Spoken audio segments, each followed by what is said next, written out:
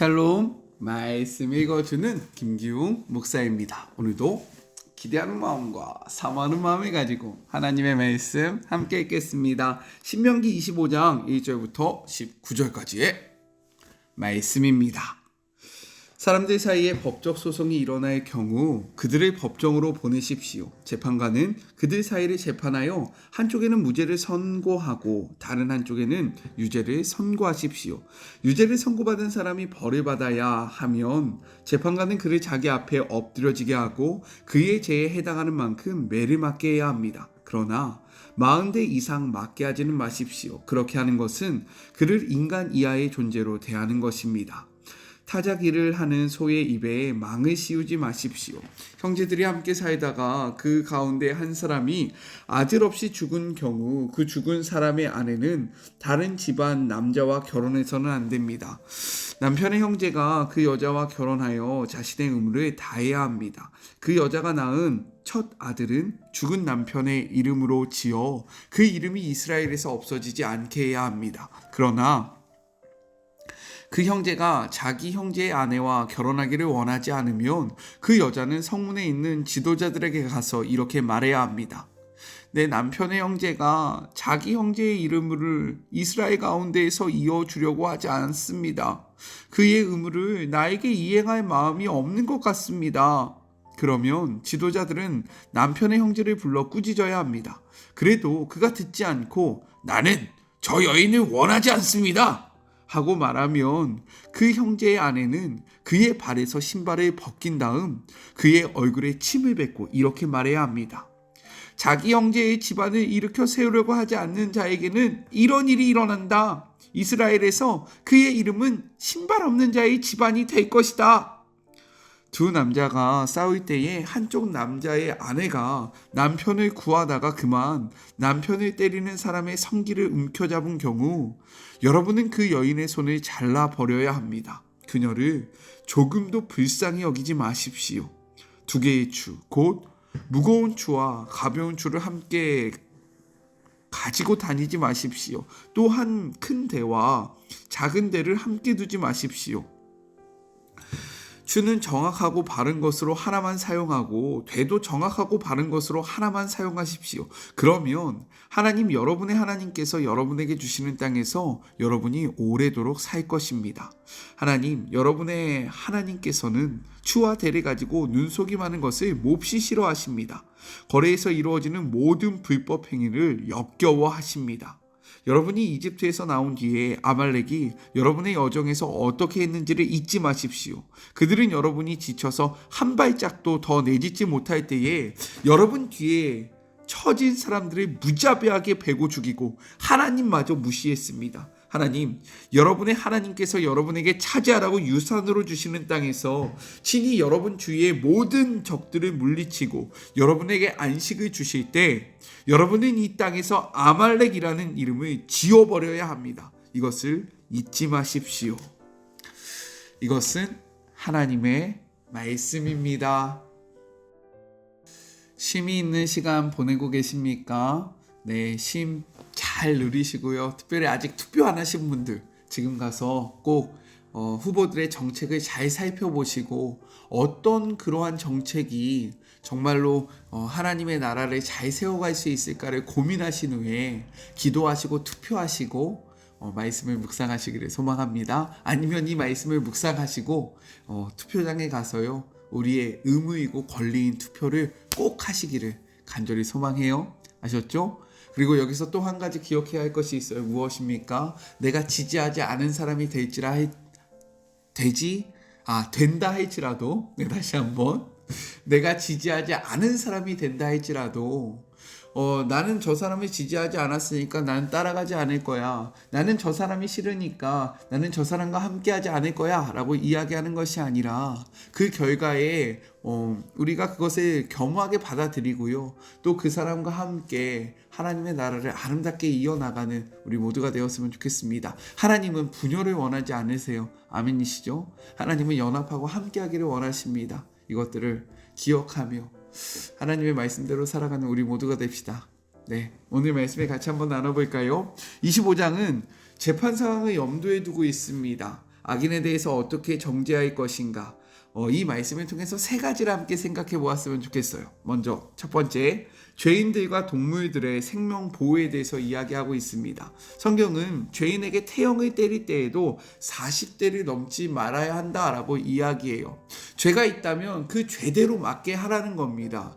여기서 우리가 먼저 기억해야 할 것은 무엇이냐면 죄는 반드시 그 결과가 있다라는 거예요. 그리고 죄에 따라서 그 결과를 달리 받을 수도 있는 거죠. 문제는 40대를 넘어서는 안 된다라는 겁니다. 이렇게 이야기해요. 3절입니다.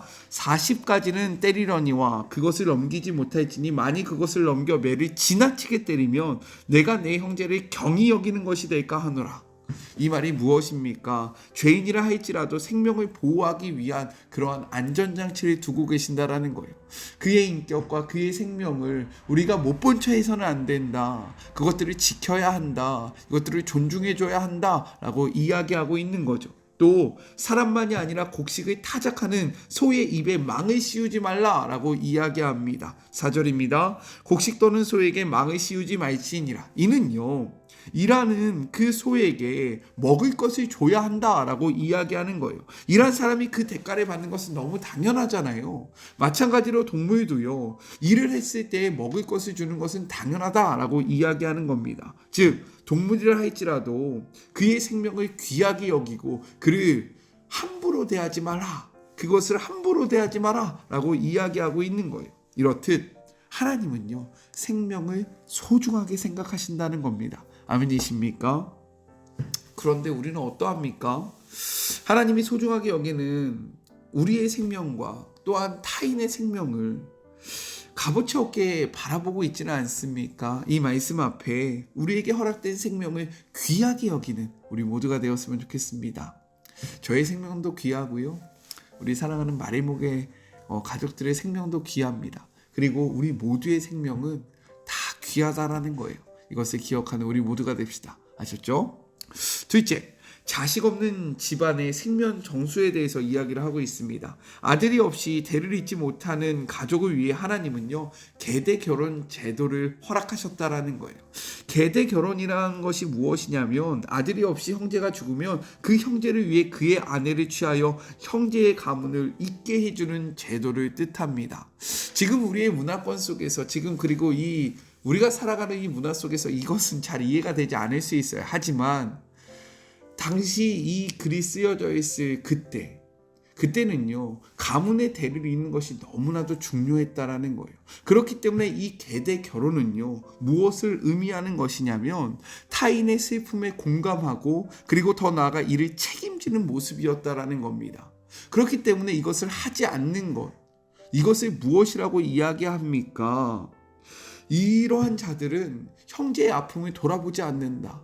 형제의 그러한 어려움에 동참하지 않는다. 그렇기 때문에 모욕과 수치심을 당하게 된다라고 이야기하고 있는 거예요. 이 말씀 앞에 우리는 타인의 아픔과 슬픔에 얼마나 공감하고 있는지, 더 나아가 이를 위해서 어떠한 노력을 하고 있는지를 돌아보며 형제의 아픔을 못 본 척하지 않기를 주님의 이름으로 축복합니다.